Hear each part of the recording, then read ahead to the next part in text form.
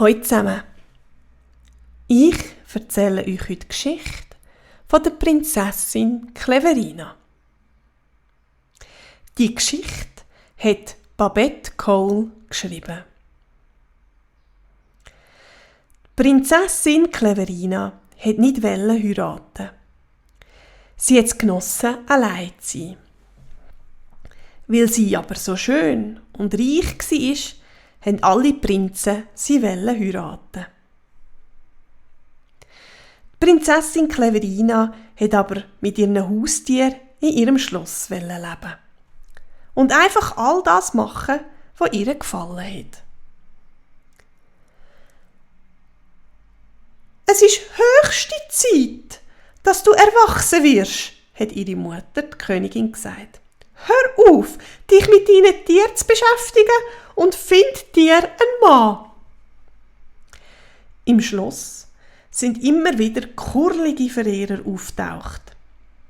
Also gut, hat Prinzessin Cleverina gesagt.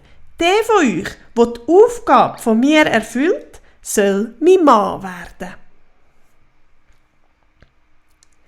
Der Prinz Compostius musste schauen, dass die Schnecken nicht in ihrem Garten essen.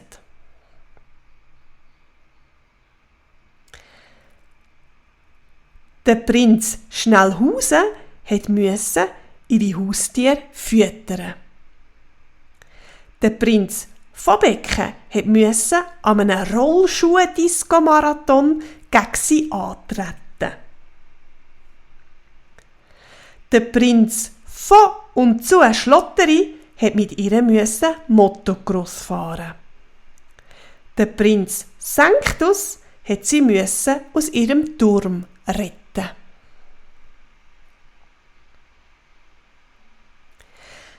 Der Prinz Baumgarten im königlichen Wald Schmineholz hacken. Der Prinz Fesselini ihr frechen Pony zähmen. Der Prinz Schnaki mit ihrer Mutter, der Königin, posten. Der Prinz von Badhausen ihre magische Ring aus dem Goldfischteich holen. Kein einziger Prinz hat seine Aufgabe erfüllen. Alle haben das Schloss mit eingezogenem Kopf verlassen. So, das ist es jetzt gsi, hat Cleverina gesagt und denkt, sie sei in Sicherheit. Aber dann ist plötzlich der Prinz Horatio vorbeigekommen.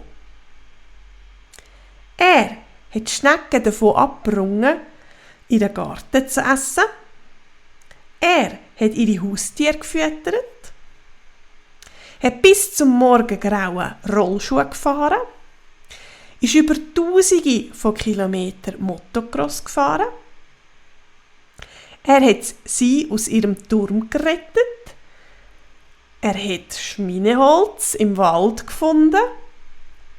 Er hat sogar ihr falsches Pony zähmen. Mit ihrer Mutter, der Königin, ist er posten und hat den magischen Ring aus dem Goldfischteich geholt. Der Prinz Horatio hat gemeint, dass Prinzessin Cleverina gar nicht so clever sei.